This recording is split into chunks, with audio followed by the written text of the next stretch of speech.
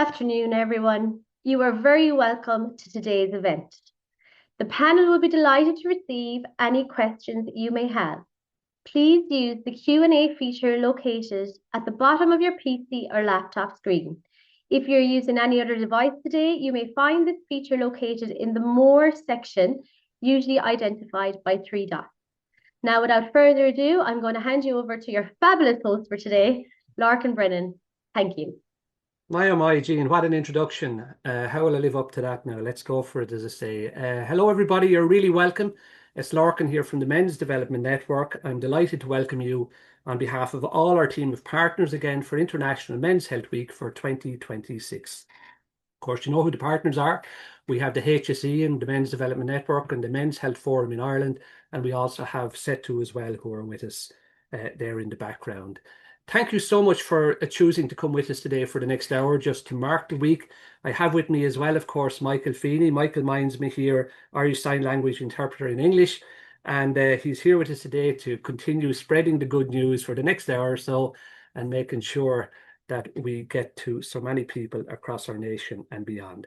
Now, this year is really flying, folks. It's really flying on us. We're in the middle of June again. We have a World Cup going on. We're still in the middle of exams for some people, and we have International Men's Health Week. And through the engagements of over 100 partners plus, we're here today under the wise banner of one step at a time, progress, not perfection. And to start us off with the first step and to begin our webinar today, we welcome you to watch a short video, which was by the Minister of State with responsibility for public health, well-being and the National Drug Strategy. This is Minister Murnane. Today marks the start of International Men's Health Week, which runs from Monday the 15th to Sunday the 21st of June, ending on Father's Day. Ireland is joining with countries across the world to focus attention on the health and well-being of men and boys and to encourage practical action that can make a real difference. I want to acknowledge the work of Men's Health Forum in Ireland and the wider All-Ireland Planning Group for Men's Health Week. They have drawn on knowledge, insight and expertise of over 100 organisations. The HSE has been closely involved in this work and my department is pleased to support such an important week. The theme for Men's Health Week 2026 is One Step at a Time. And we know improving health doesn't always begin with big changes. It begins with one small realistic step and then another. For some, that first step might be as simple as booking a checkup. For others, it might be getting more active, improving sleep, cutting down on alcohol, stop smoking, or taking the step of talking to someone you trust about how you're really doing. We know that men continue to experience poor outcomes in a number of important areas of health, whether the issue is physical health, mental health, or well-being. Men are less likely to seek help early and often delay using preventative services. This can be due to factors including social expectations, work pressure, caring responsibilities, rural isolation, and deprivation. Men's Health Week is really important and Ireland has played a leading role internationally in recognising this. Ireland was the first country in the world to publish a national men's health policy. And that leadership continues through Healthy Ireland. Men 2024 to 2028. This provides a clearer framework for improving the health and well-being of men and boys, and my department is committed to supporting the work of the HSE and the Healthy Ireland Men National Implementation Group and other key stakeholders to improve men's health in Ireland. Practical action is already happening across the country in communities, workplaces, farms and sports clubs. Men's Health Week is an opportunity to build on that work and to reach even more men with messages and supports that are easy to act on. Men's Health Week is not only for men. Families, friends, workplaces, communities, health professionals and policymakers all have a role to play. This week, I am encouraging every man to take one practical step for their health. I also want to encourage every organisation to consider one action they can take to better reach and support men. A good place to start is the Men's Health Forum in Ireland's website, mhfi.org, the HSC website, hsc.ie, or have a look for local supports in your area. Good luck to everyone involved, and remember, small steps taken together can make a lasting difference to the health of men, boys and all people in Ireland. Thanks, Minister, for that. A really good word and a really good call out to the work being done and the opportunities we have to do more. And stepping out together is no bad idea. So, Minister Murnane O'Connor, thank you so much for taking time to be with us today with that call out. Just a reminder, Jean has already said it as well, that it's not too late to get involved in Men's Health Week. mhfi.org is where you go. The Minister's just said that there as well. And just also, Jean had said, I think already mentioned about the Q&A bar. If you'd wish to maybe make a comment or talk to us about something or ask a question, please do come on and ask the question, and we will come back to you in relation to that as the webinar goes along as well. Now, we're asking you to please stay with us because we have some really interesting people who are going to be with us. We've Daragh Fleming, a poet that has a huge following out there in social media. We've Bobby Kerr, an entrepreneur, a radio broadcaster, and also a cancer survivor. We've Dave Smith, who's BOK Garage, who's going to be with us later on as well on the panel. We have Byrne, who's a social prescriber, and he's also a champion for screening in Ireland. And we've Bláthín Casey, who's a HSE manager and also involved in national physical activity pathways. So we're going to have a really busy hour together, and we were asking you to please stay with us for that. But let's begin, because our first person today is Mr. Bobby Kerr. Now, Bobby Kerr is an Irish entrepreneur. He's a businessman. He was the chairman of Insomnia Coffee Company. You remember him from Dragon's Den on RT, probably back in 2009. And then in November 2015, Bobby was diagnosed, and he talked to us about the fact that he had a diagnosis for cancer. In his recovery, he's been very active in relation to promoting men's health nationally and beyond. Now, recently, Bobby sat down with Fergal Fox and they had a conversation around what he has learned on his journey into recovery, what's important in life, and what he wants to do now, I suppose, in relation to raising awareness of men's health on the island of Ireland. So please sit back, watch and listen. Wise words from a very good man. Hello, Bobby Kerr. Thank you very much for joining us, and thank you so much for supporting Men's Health Week. Delighted to be part of Men's Health Week, Fergal. It's great. It's a great initiative, and I think it's one that we need to get the message out there on. So I'm really happy to play my part in it, and hopefully by some of my examples and some of my thoughts might be useful to others. Yeah, really appreciate you taking the time to support our webinar for Men's Health Week.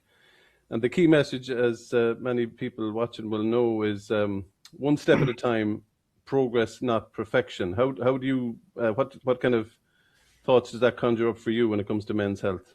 Well, I'm 10 years clear now of, I had head and neck cancer in 2015. So I'm nearly 11 years clear. And it was a slow build, to be honest with you. Excuse me. So that's just the background. So I tried to start slow. I tried to start getting an exercise regime in, where I started walking, then I started running, then I ran. I got as far as a half marathon, but I built it up slowly over the years, and I try and have 2 or 3 pieces of activity going. So I run, but I only run for so many months of the year. I cycle, I sail, I walk. I try and do as many things just so I don't get bored. I go to the gym occasionally with some of my daughters. So I don't really I have a routine of doing, say, 3 things a week, but they could be 3 different things. No, and was that always with you, or was that like following the recovery from cancer? Well, I was always fairly active. I was a keen rugby player in my day. I've sailed competitively for 35 odd years. So, but running, cycling, basic fitness, I had kind of let slide. And when it came to the recovery from the cancer, how did you find that you needed to bounce back from that? Well, it was, as I say, it was quite slow because I was very sick and I was very weak. I'd lost a huge amount of weight, so I was kind of, it really had to be literally getting up off the couch and walking a few yards was difficult at the start. But I just built it up week by week, and then I felt that I was able to do more and more. And I'd be honest and say, like, in those early days, eating food wasn't a problem because I lost my appetite. But in more recent times, that's my greatest challenge, to be honest with you, is managing my diet. I still have a really sweet tooth. I like to cook. I like to eat. I like a few drinks. So I find that bit much more difficult to be good on rather than the exercise. Men's health team, one step at a time. Your recovery journey after cancer you had to take one step at a time and build up your capacity and physical ability to exercise. Yeah, and that's literally what it was, one step at a time. And I think that's a message I'd give to people, that if you're unlucky enough to be dealt that blow of a serious illness, you start in a place, and all you what my realization was once I got sick was that only three things in life actually mattered, and they were my health, my family, and my friends. So I kind of lived my life through that trio of importance, and I don't really care much about all the other stuff. It gives me a clarity of purpose. I live every day, with vigor, with energy, and I don't get involved in negativity or small stuff. It changed my outlook on life to be focused on those three things: health, family, and friends. You would be well known to most people from your role as an entrepreneur and broadcaster, and from the television. But that's interesting that you say that your experience with a serious illness just brought it back to brass tacks, really, didn't it? That's it. And because when we think about all the wasted time and energy around, getting involved in negative situations, looking to purchase things we don't need, it's life is actually quite simple if you strip it back and analyze it. And life's for living, and we need to live every day, not as if it's our last, but we need to live every day positively, I think. And I'm blessed with my family of girls. I'm married for nearly 40 years. I've 2 grandchildren now, and all those things. They're hugely, hugely important to me. And I'd like to ask you for a minute, just in terms of the advice around prevention of cancer and early diagnosis. Like, did you find out early, or how did that go for you? Well, I was, and again, I'll put my hand up and say that I wasn't the best at looking after my own health. One of my daughters spotted a slight lump here on my neck, and made an appointment in the doctor for me and said, "You're going to get that checked." And I didn't think there was anything there, and there was something there. So it was by somebody else's interest in my health that I actually. So what I'd say to people is, be conscious of your own body. Look, if you see something that's changing, that doesn't feel right, that doesn't look right, if you're tired, if you've got a constant cough, if you're losing weight for some odd reason, all those things are indicators that there could be something wrong. And I think if you go and get checked early, obviously you're in a better position in terms of getting better, because you present early, the medical people can do more for you. So that's one thing I'd say, is be self-aware of your own body. The second thing is, I go and get my bloods done once a year, and I get a cardio test and an angiogram once a year as well. Just those 2 things. So you check your heart and your bloods, and even if you did those 2 things and nothing else, I think you're on the way to making sure that you're in a preventative place rather than trying to deal with a cure.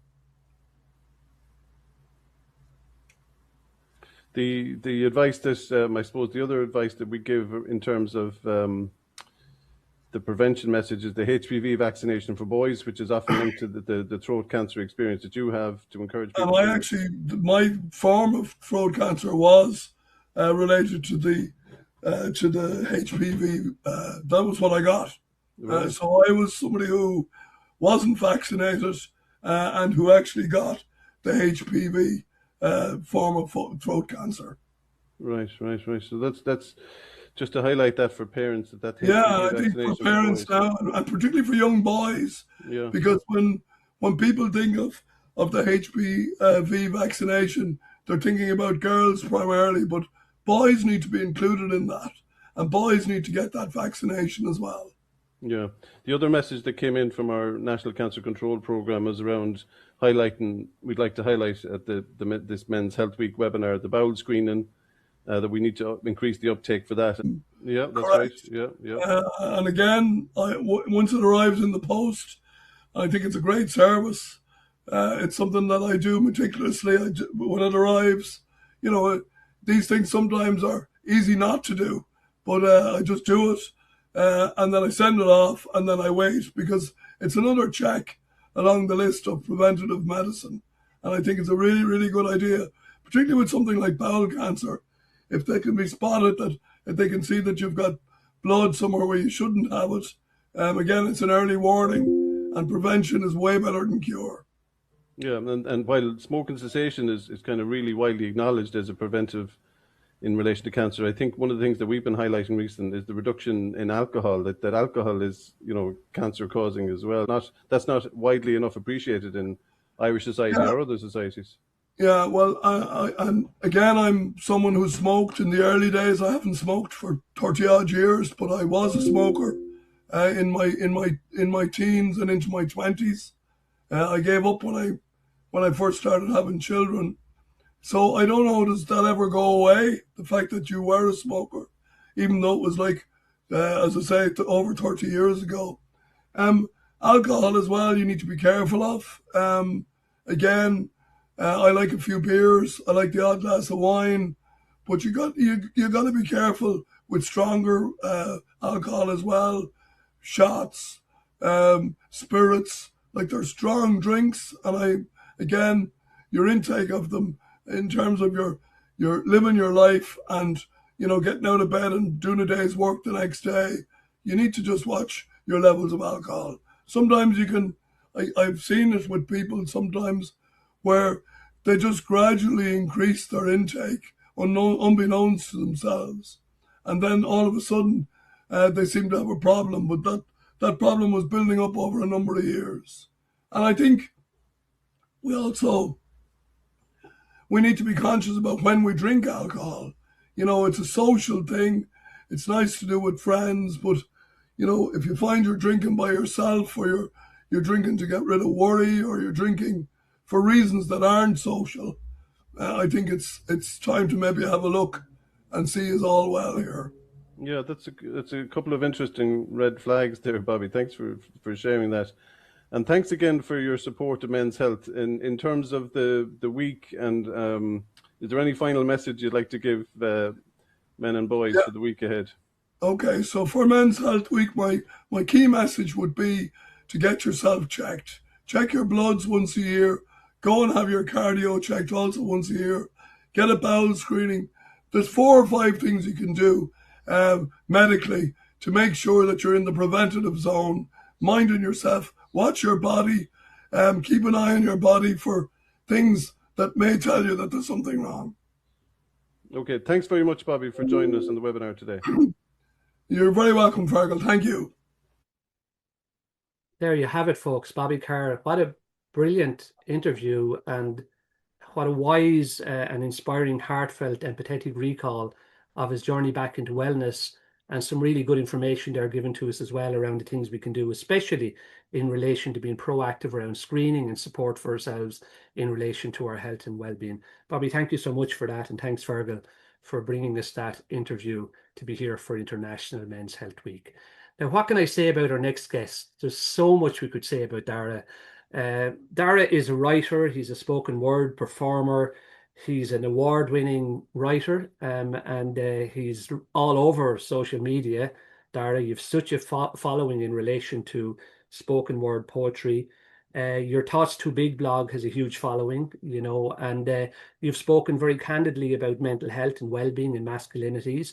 And you're good enough to give us your time here today as well. So you're very, very welcome. Thank you for joining us to talk about your own work and especially masculinities, men and young men. Thank you so much.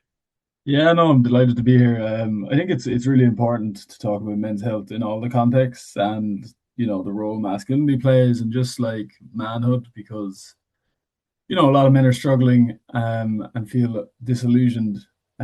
So it's important to give space for these conversations. Right. Well, we chatted just briefly before you came on here, and I was really interested in the thing. I often say it in relation to poetry, especially. You're bringing the spoken word part of poetry back alive for so many people that is usually not a genre that people hang out in, and especially maybe men. So what's the secret in relation to that, Daragh, that, feel there's something happening in the world that poetry is opening up again? Yeah, it's been interesting, like, because I've been writing poetry for 12 years, and I suppose in the last, kind of since the end of the pandemic, there's been this kind of revival, not of poetry, but of interest in poetry, because poetry's always been tipping away in the background. But it's just become this thing that people are looking for and feel is probably more accessible through spoken word.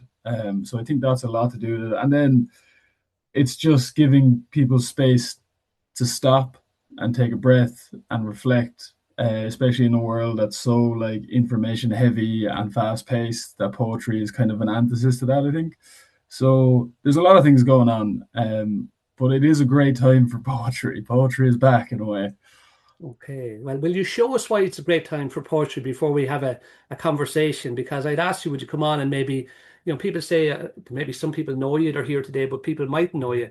Can you give us something that said, this is what I mean by poetry, and especially do so much around the lens of masculinities and positive masculinities? What would you Yeah, like to do for us to begin, and then we'll have a conversation? yeah, sounds good. So I have a poem that I posted a few months ago. It's called Boys Will Be Boys, and it's just kind of reimagining that phrase, because I think that phrase has justifiably some negative connotation with it. But this is my poem, Boys Will Be Boys. What if the phrase boys will be boys just meant that boys could be boys? Without all the noise and conditioned behavior, boys will be boys wouldn't grow legs, becoming a way to dismiss the pain they'd cause later. If we stop trying to influence their fate and just let them become, let them grow on their own and take their own shape, then maybe boys would be men who never abandoned the gentle child within them. Boys didn't have to hide that they sleep with a teddy at night, or weren't told to man up every time that they cried. Then they wouldn't learn to perceive softness as weakness, wouldn't believe that anyone who expressed their emotions was a person beneath them. Instead, they might just see them, hear the emotions they're speaking, and maybe even feel them too. What if every boy grew into a person, their sense of self not perverted by rigid prescriptions of what it means to be a man, but instead they just showed up as they are? Then boys would be boys, and girls would be girls, and people would just be people. And I know it's not that easy, but it could be simple. Because dogma of how you can and can't be always finds its root to evil. So let's let our boys be boys, and stop filling their heads with our distorted ideas of what it means to be men, because history would suggest that we haven't exactly nailed it yet. Sinead. Sinead, we haven't exactly nailed it yet. That is it, folks. I mean, that's what Daragh does, and you're going to do it again for us later on.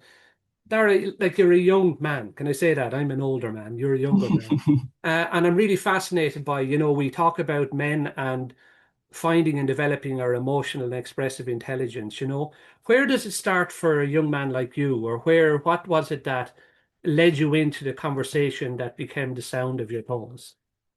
Yeah, I mean, I suppose like in terms of poetry and just writing in general, it's always been part of me. Like as soon as I could read and write, I was obsessed with books and writing poetry and writing short stories. But that wasn't necessarily linked to mental health and my idea of what it means to be a man or a boy, like to an extent it was, I suppose, because to be into reading and poetry was seen as this kind of unboyish thing, especially in school. I went to all boys schools, and you kind of had to hide that you were into art or creativity because it was seen as like non-masculine, which in and itself is a problem. But I really kind of came to the mental health aspect of it because my best friend took his own life when I was 17. And Irby was this really like massive personality, and he was so fun to be around and very popular and outgoing, but he took his own life and none of us knew he was struggling. And that was really scary, and it opened me up to this realization that like there's a lot of masking going on. There's a lot of people in pain who can't talk about it.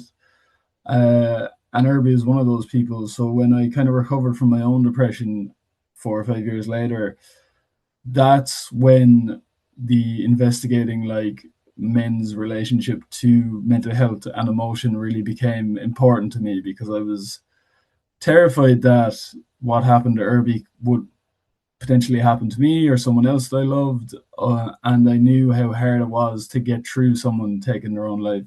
So it really became important to me to like try and figure out or do my part in getting men to engage more with their emotions in a healthier way, so that when they are struggling, they can talk about it.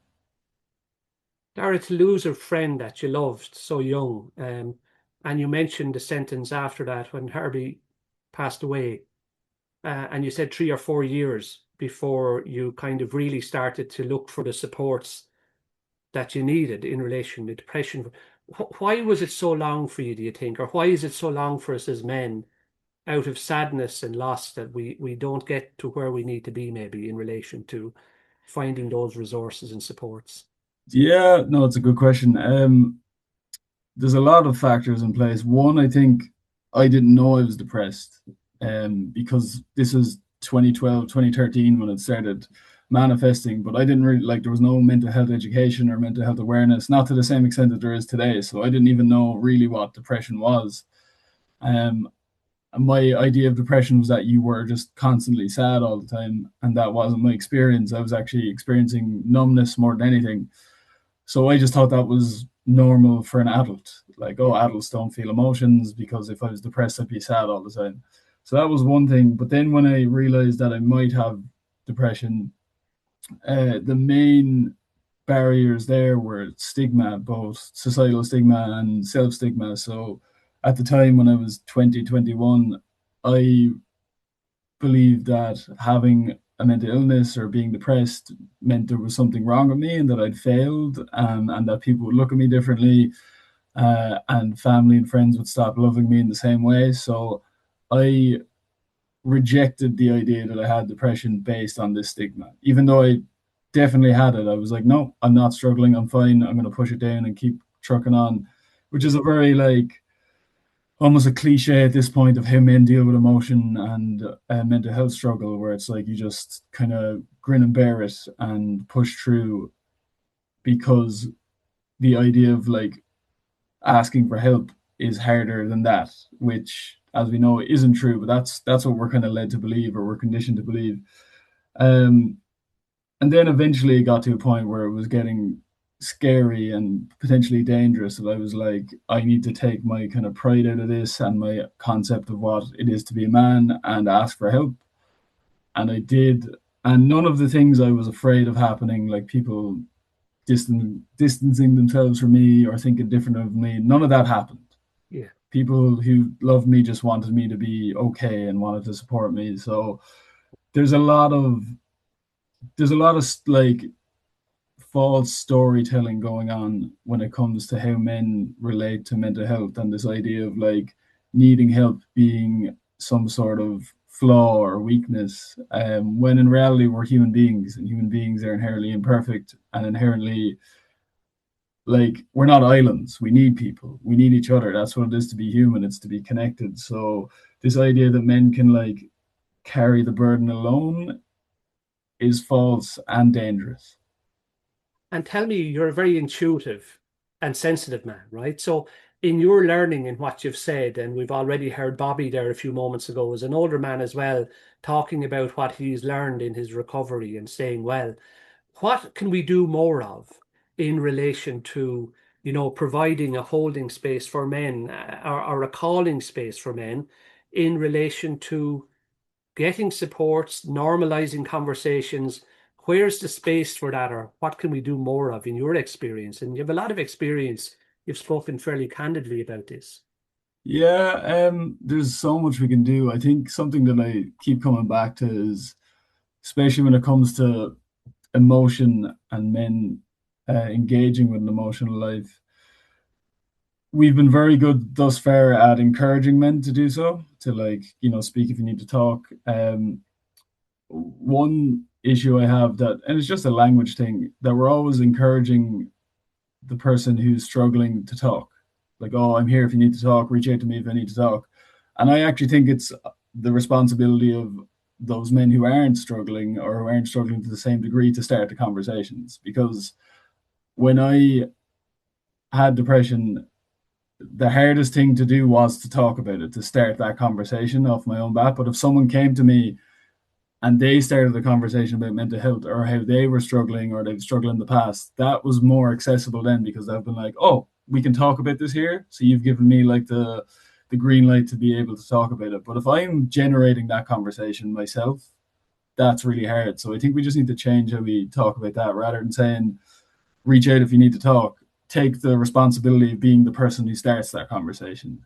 Does that make sense? And then on the back of that, I think, because we're changing generations of conditioning and societal expectation in terms of how men relate to emotion, I think the biggest thing men need right now is patience, and the space to figure it out, because it's not going to happen overnight.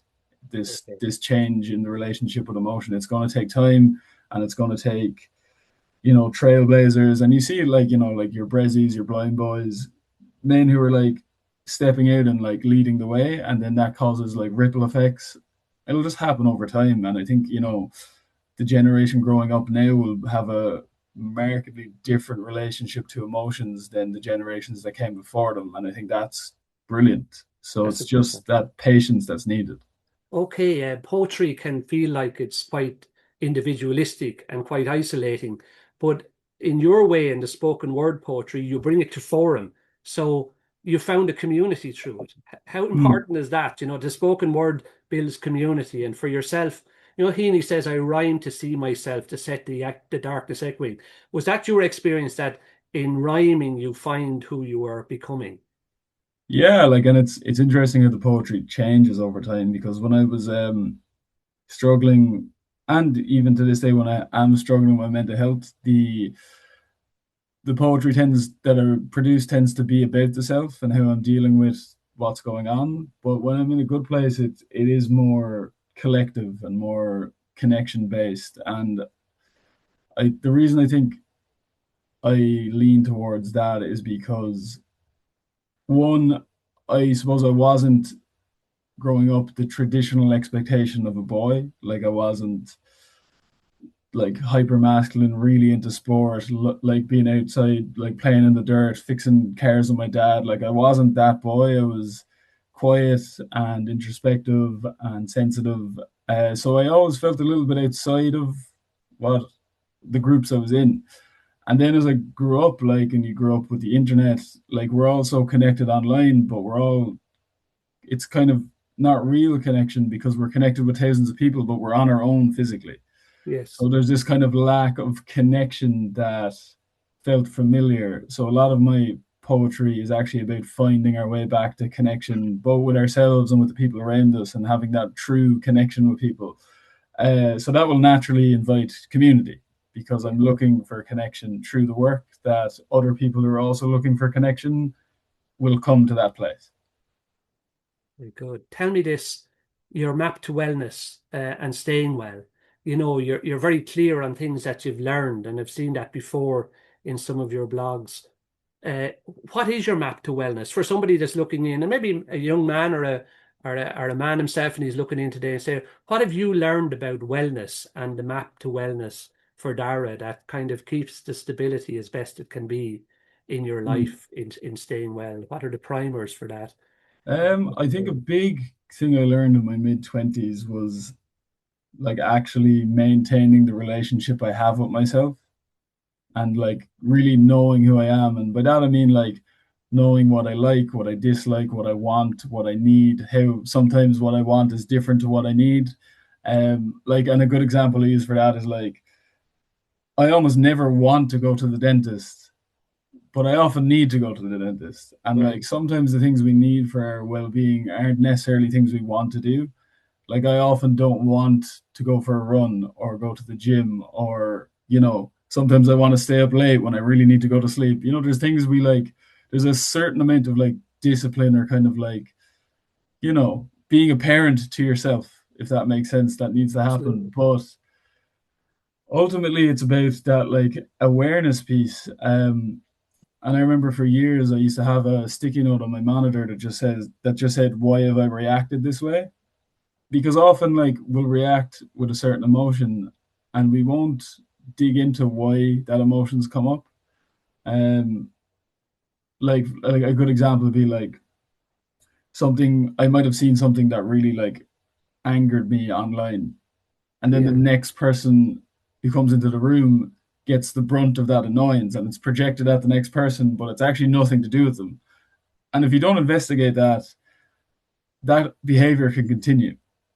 And every time you're annoyed at something else, you're putting it on potentially someone you love, and that can be really like toxic. So it's like having that awareness around your well-being and like seeing what you need. Like often I'll be like, I'm really anxious today, and then I'll realize it's because I've been only getting like 5 or 6 hours of sleep for the last 4 nights. Yes. So it's having that awareness of like how I'm feeling and how my behavior is affecting that emotional landscape. So like often and like this is good because it shows what's in your control. So maybe I'm in a bad mood because I haven't been looking after myself, but maybe I'm in a low mood because of something else that's going on. And if I can look at all the stuff that I have in my control and feel like I'm doing as much as I can and I'm still not feeling right, then that kind of tells me that maybe I need to go back to therapy or check in with my GP and connect to support.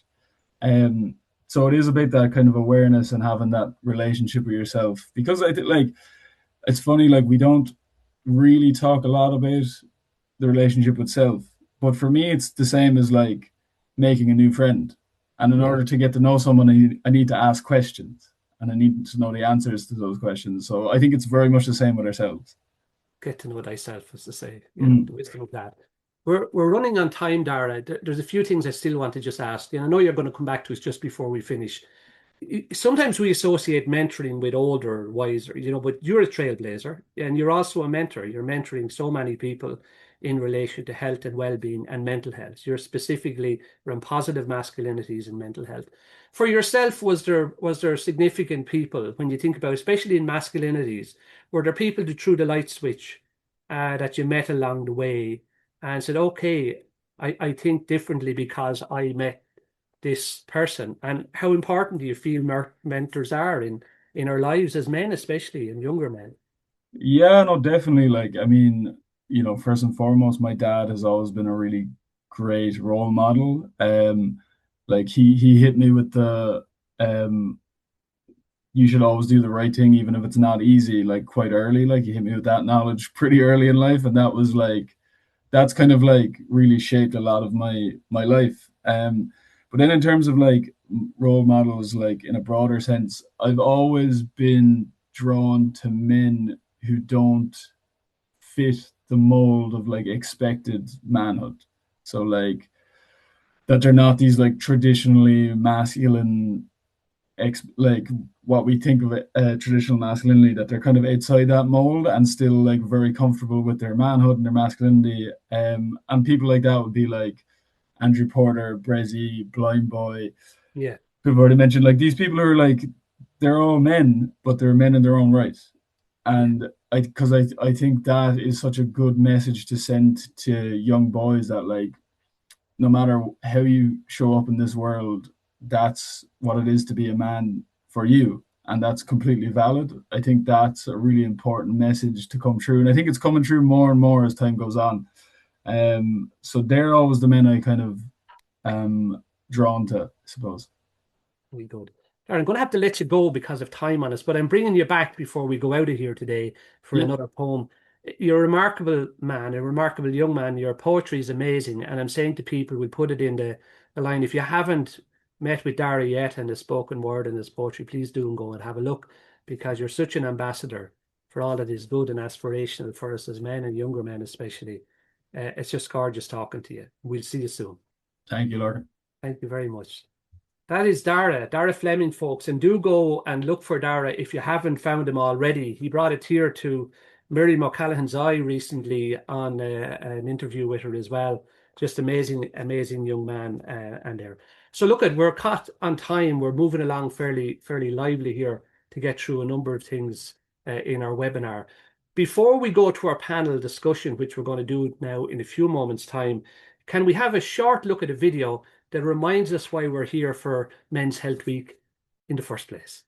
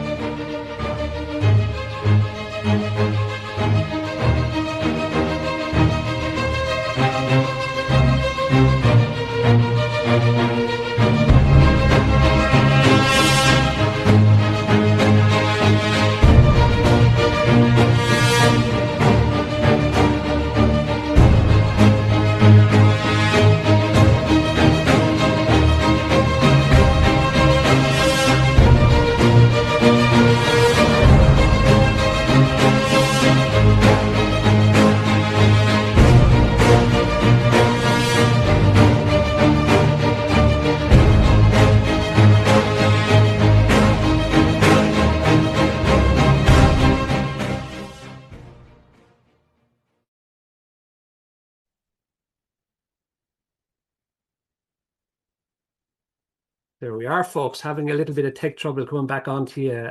But that's why we're here, folks. And one step at a time, progress, not perfection, is what we're about. Being joined by a number of people here now who have been good enough to come and be with us for Men's Health Week. And I'm going to introduce them to you here. It's Lewis Byrne.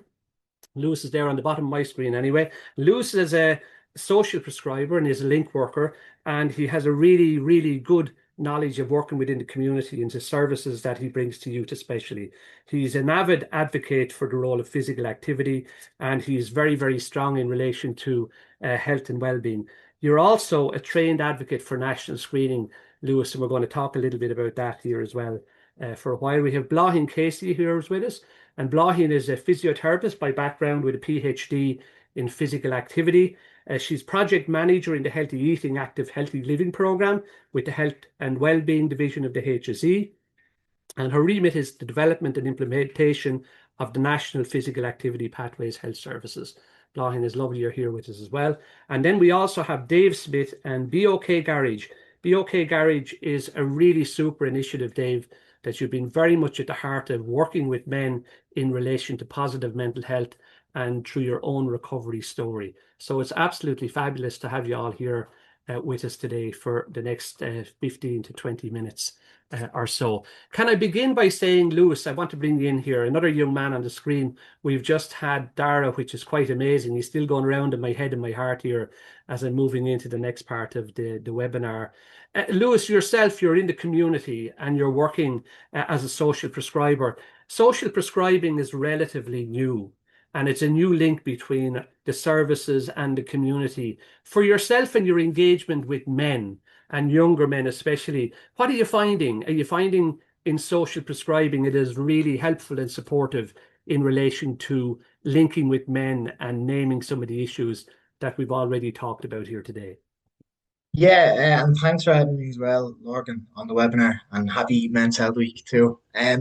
Social prescribing is a relatively new program. I've been working as a social prescriber in Dublin's Northeast inner city for the last 5 years with Dublin City Community Co-op, one of our healthy community sites here in the Northeast inner city. And what social prescribing is, for some of the people in the webinar that may not know, it's a very personal, it's very human, it's a very bespoke service to connect people with their communities. When I first began working as a social prescribing link worker, it was just at the sort of middle of COVID, where and coming towards the end, where people were really isolated. A lot of services, a lot of organizations in the inner city and nationwide would have been closed for a long time. So we really found that when people were transitioning back, there was a lot of social isolation there. So yeah, social prescribing, sorry, works really well to get people connected, whether they want to develop a new skill, find a new hobby, or just meet new people. We're sort of the link there to get people back active and back, engaging with their own communities. Very good. And Bláthín, when you hear Lewis talking there, because a lot of the work that you're involved with now nationally, and we mentioned this before when we were chatting, has to do with pathways, hasn't it? And I know the HSE are very proactive now in relation, making the links with signposting and supports. Can you say a little bit about that in your own role, especially, which I think is a very important cultural shift that's going on in relation to HSE? Yeah, exactly. And I suppose when we think about those pathways and why we want to have those pathways in the health service related specifically to physical activity is my remit. So we know that over 50% of men aren't physically active enough to meet our national physical activity guidelines. Despite, I suppose, the benefits, whether that be the immediate benefits that you might get from a short burst of activity. So things like, we all know if it's hard to get yourself out, but when you get out, you can feel the immediate boost in your mood. There's also evidence around that lowering blood pressure in that immediate short-term piece as well, insulin sensitivity and all of the rest. And that's not to mention all of the long-term benefits of being physically active.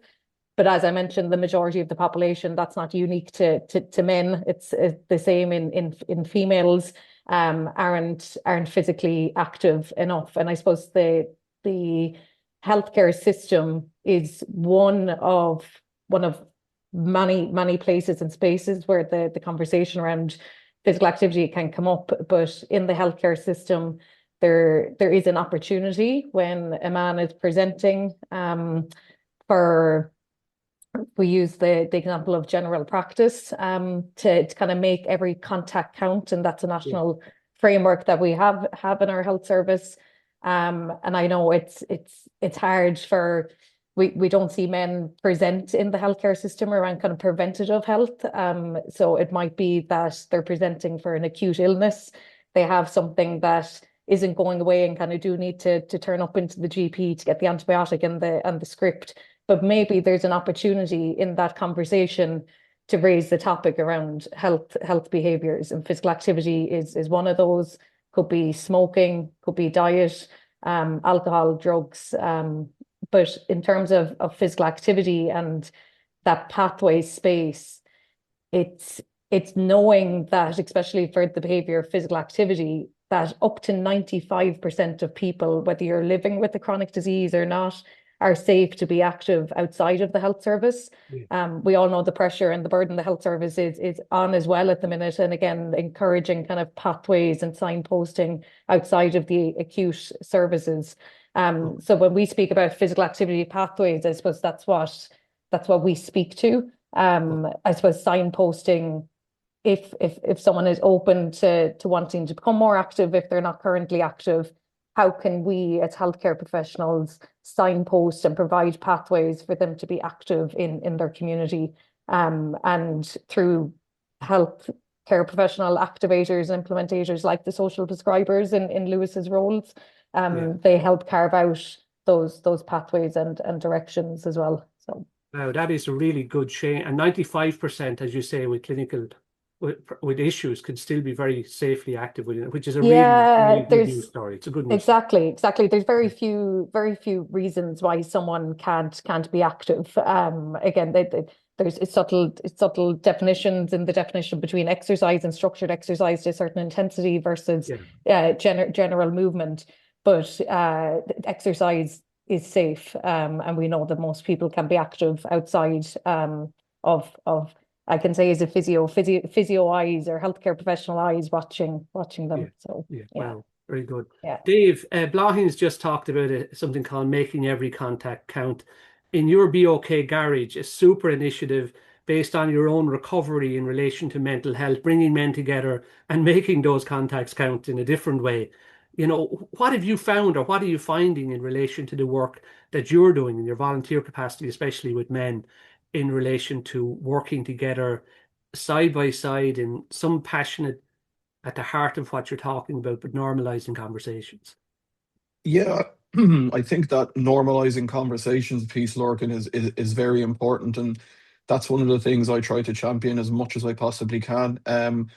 Be OK Garage started as me just working on cars, modifying cars, and I struggled for a very long time, both knowingly and unknowingly, with my mental health, and I finally got my hands around it, and it took a long time, and it's a constant management piece. And I just said to myself, it's very difficult to approach the subject with people. I think that Daragh touched on that earlier on, and there's still quite a lot of stigma around suffering with your mental health. And I just want to, on one hand, show people very cool cars, and on the other hand, talk about not being okay and the services that you can have, and just removing the stigma about it.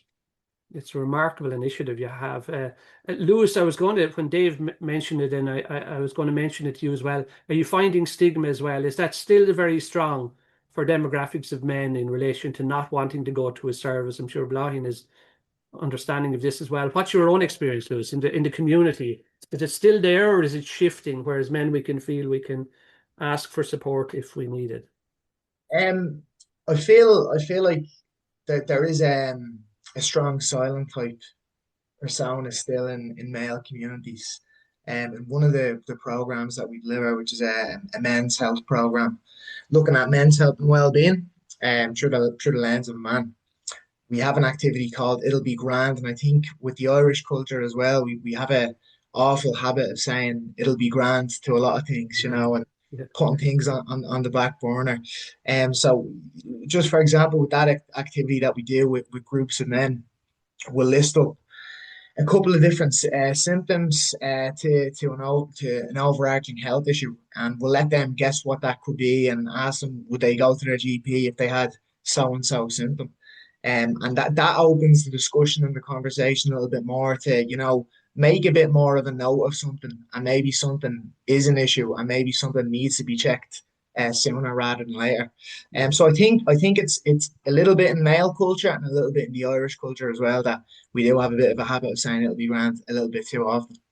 Yeah, and Bláthín, Bobby said it earlier on in his interview with Fergal, around the importance for the screening. And I know Lewis is a champion in relation to the diabetic retina screening and the bowel screening. We'll put those up there because we want more men to use these services.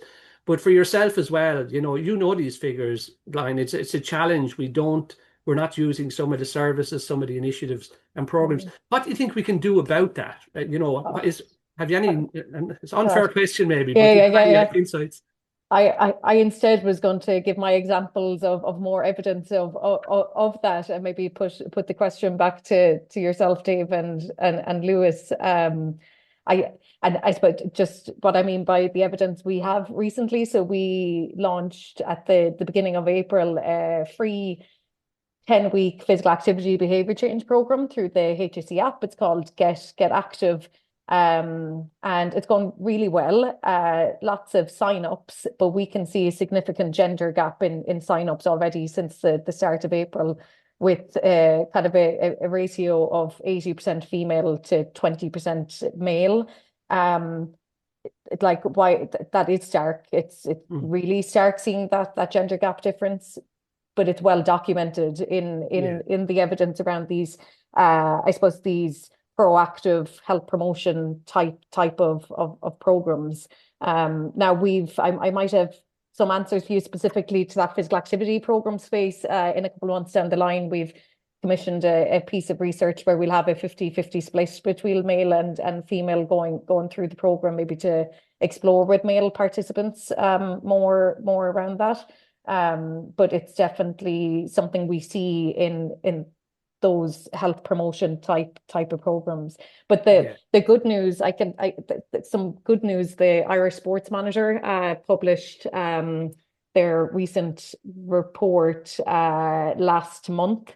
And in terms of like gender gaps and physical activity levels and that, we don't tend to see big gaps between, let's say, male and female, with men kind of having higher rates of activity in that kind of social participation space, in whether that be kind of clubs or volunteering or attending kind of sporting events, and that kind of sporting, that's kind of with the sporting caveat in it.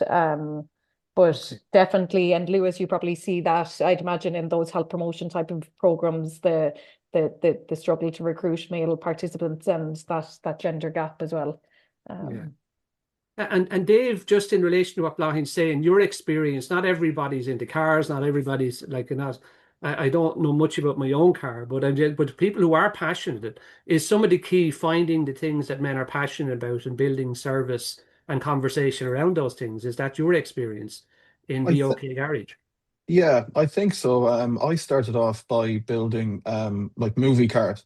So it was a tribute to cars from the Fast and Furious, because, as you said, not everybody is mechanically inclined or would really have much interest in seeing someone take an engine out or put an engine in. But everyone thinks the Fast and Furious was a cool movie because at the time it was. So to see like one of those cars on the Irish roads was very cool. And I'm currently 18 months into building my second one that was supposed to take 2 weeks. But I think it's the people are happy with a sense of community sometimes as well. I noticed I'm nearly 40, and when I was younger, the car scene can be a little bit exclusive, and they can have walls up. You have a certain type of car, maybe a Japanese car, a German car, an expensive car, a cheap car, and people don't want one to mix with the other. And I had thought to myself, that's crazy, like if people are into cars or people are into the scene, the more the merrier. We have BOK meets where there's young lads on scooters that come, and they're some of the best photographers you'll ever meet in your life. They can just get these angles and this perspective on your cars. So it's that kind of openness to bring people in and let them meet at our events. It's meet the friends you haven't made yet. And there's a huge it works quite well. And I do a talk at the top of everything about mental health, because I know Daragh touched on it earlier on about removing the stigmas. I will talk at length to anybody about my own mental health, my own journey, and I will normalize it, and I will continue to normalize it while there's air in my lungs, because I remember I had one very light bulb moment at a party, and I was sober at the time, and I was talking to a girl, and she asked if I was drinking beer, because I was drinking a can of fizzy water. And I said, no, I don't drink anymore. I'm actually on antidepressants as part of my recovery. And she just looked at me and she whispered, she said, did you say?